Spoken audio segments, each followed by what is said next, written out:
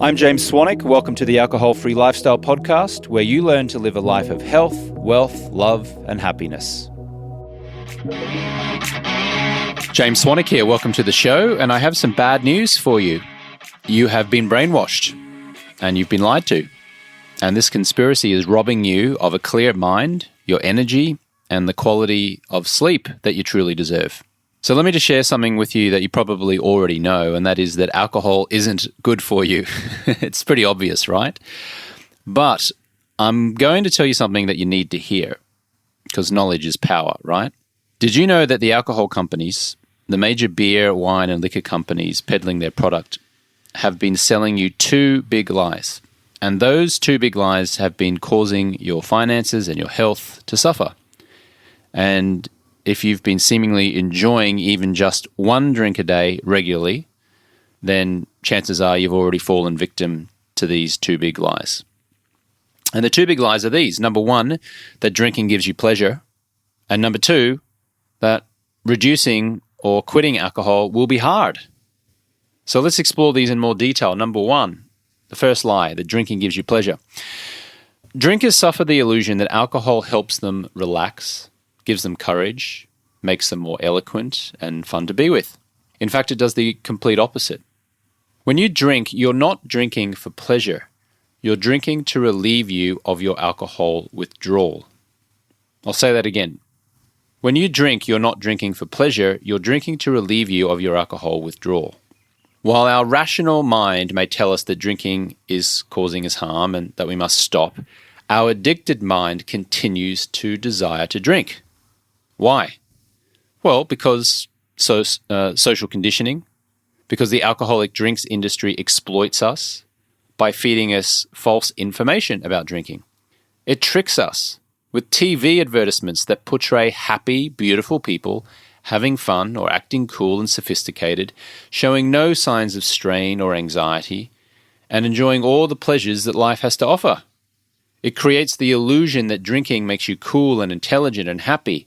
It gives you a false sense of self-esteem. It creates an illusion that you'll be more fun, sophisticated, relaxed, happy, wealthy, successful, sexy, desirable, and athletic. Qualities that alcohol misuse, ironically, destroys. They create ad campaigns with Hollywood celebrities drinking tequila. They push the idea that champagne should be associated with celebrations, like weddings and anniversaries and birthday parties. They link beer to men and sports. They associate romance with wine over candlelit dinners. Who invented the idea that to celebrate you have to drink champagne? A marketing company behind a champagne company. Who says that you have to drink beer to watch sporting games? Well, the beer companies, of course. Who says that you have to have a bottle of wine over a romantic dinner? The wine companies. The ultimate irony is the temporary state of mind from drinking is a mirage that 100% will never manifest long-term in your life. And the truth is that you can enjoy all of those activities that I mentioned without the alcohol. You can live a life filled with celebration, joy, energy, and clarity without alcohol. I know you can because I've been doing it since 2010. There's some Hollywood celebrities as well that have been doing it for many years now. Now, you might not care for Hollywood celebrities, but just interesting nonetheless. Bradley Cooper, star of the Hangover movies and American Sniper. I actually interviewed him late 2000s when I was a film journalist in Beverly Hills, California, and I interviewed him for The Hangover, and I said, "What's your favorite drink?" And he said, "I don't drink." And I said, "What do you mean you don't drink?" He said, "Yeah, I drank too much. I hit my head on a concrete floor at a Hollywood Hills party a few years back, and I just stopped. I realized it's time to stop." And I remember thinking at the time, God, wow, Bradley Cooper doesn't seem like someone I'd want to hang out with. Because I was, a typical early 30s Australian guy who enjoyed a beer with his mates. Or, come on, let's go have a couple drinks. So when Bradley Cooper told me that, I was like, whoa, this guy sucks. Now I'm in complete alignment with him. Some other actors or actresses, Blake Lively, Samuel L. Jackson, Rob Lowe, all of these folks don't drink. Jennifer Lopez doesn't drink. Joe Manganiello, it's a bit hard for me to pronounce. I had lunch with him back 2010 when the New Orleans Saints won the Super Bowl, and they were in LA for the ESPY Awards, and I was friends with the former owner of the New Orleans Saints, Rita Benson LeBlanc, and she'd invited me to attend, and we had lunch with Drew Brees, who's the New Orleans Saints quarterback, and the actor I just referred to, Joe Manganiello. And I'd only just started not drinking at the time. I think I was only about 3 months into it, and he told me that he hadn't drunk for some years, and so I was asking him over lunch about it, and he said, yeah, my whole life changed as soon as I stopped drinking. I got a role in... I can't remember what the TV show he was in, but he got a big breakthrough in a TV role. I don't recall, sorry. I don't watch that much TV. But he said his whole career changed when he stopped drinking. And wow, he looks amazing. If you just Google him, you can see he's pretty ripped and shredded. Who did he marry? Was it Halle Berry? No, it wasn't Halle Berry. It was Sofia Vergara, the Colombian actress from Modern Family. That's who he married, I think. The model Tyra Banks, DJ Calvin Harris, they don't drink anymore. If you're interested in politics, the former President Donald Trump has never drunk alcohol. Joe Biden, I don't think has ever drunk alcohol, or he may have and doesn't drink now.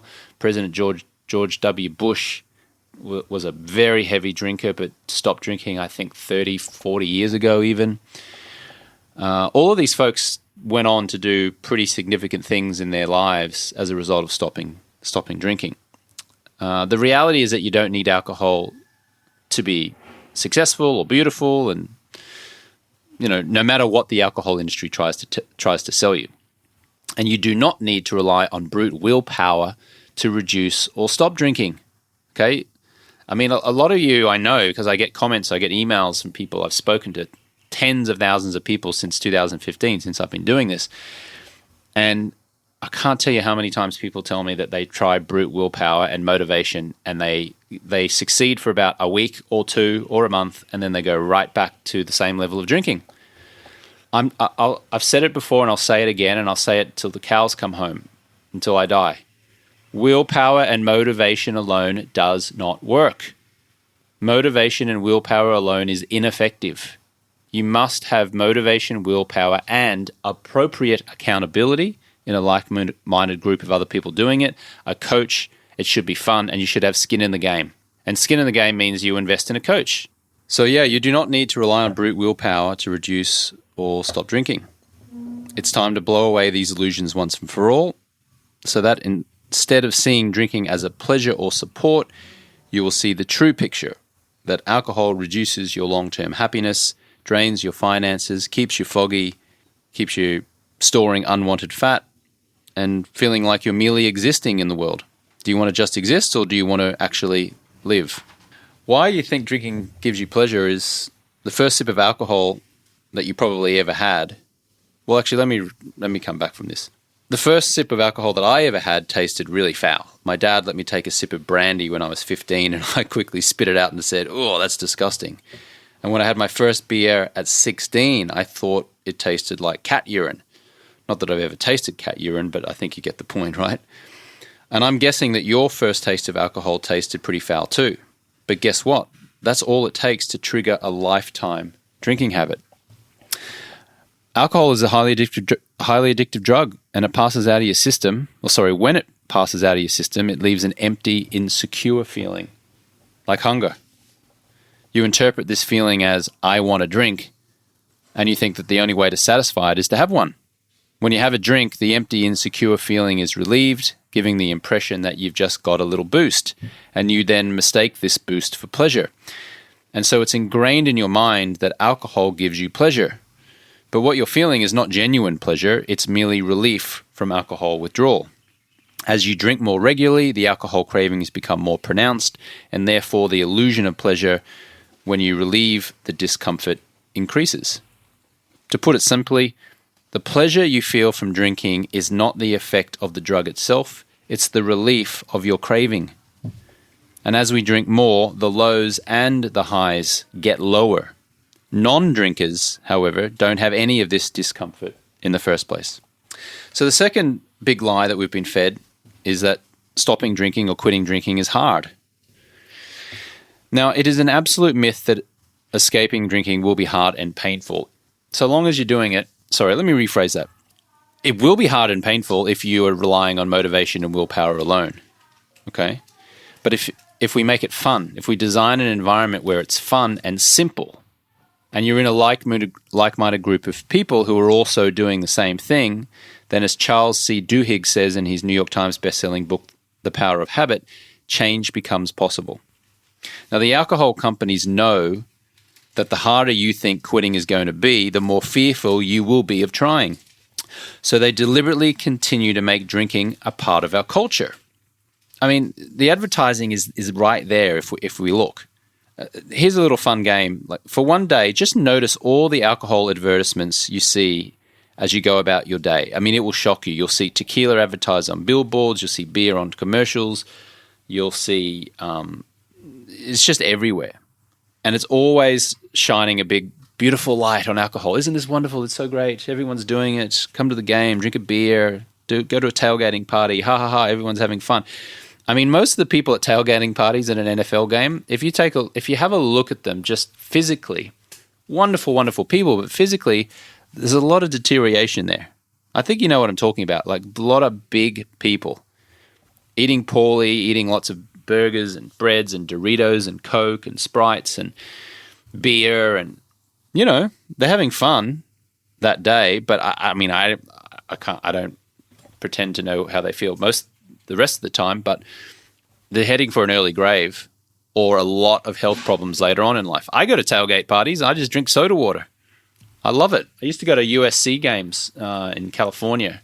My friends were big USC Trojan fans, and I would go there and go to the tailgating party, and they'd drink their Budweiser or Coors, and I'd drink my soda water, sparkling water, and had a wonderful time. I just wasn't consuming the attractively packaged poison. So quitting drinking should not be hard. It should be easy, and that's certainly what we try to make it inside of our Project 90 experience, which helps business owners, entrepreneurs, high-level execs, people in their 40s, 50s, and 60s mostly, some folks in their 30s. We give them accountability, coaching, support, and that's why we appear to have a 91% success rate of getting folks to at least 90 days consecutive alcohol-free. If you'd like to have a chat with us about it, go to alcoholfreelifestyle.com/schedule, and you can book a no-obligation 15-minute chat just to see whether this could be for you. There's also a link in the description of the podcast down below. It was great sharing a few minutes with you. I hope this was helpful. I'm James Swanwick, and I'll catch you on the next one. Thank you so much for listening. For more content like this, you can check out our YouTube channel at alcoholfreelifestyle.com/YouTube. You can follow me and send me a direct message on Instagram and TikTok at James Swanwick. And you can see the results of our scientific study at alcoholfreelifestyle.com/study. If you'd like to apply to become a Stop Drinking client, you can visit alcoholfreelifestyle.com/project90. I wrote a book called The 30-Day No Alcohol Challenge, which you can find on Amazon. And you can always email me directly at james@alcoholfreelifestyle.com. If you're a regular listener of the show, would you please do me a big favor and give the show a rating and a review? It helps us get more listeners, and you'll be potentially helping someone else out there who's struggling with alcohol to find us, to listen to us and get support. Thanks so much for listening. We'll catch you on the next one.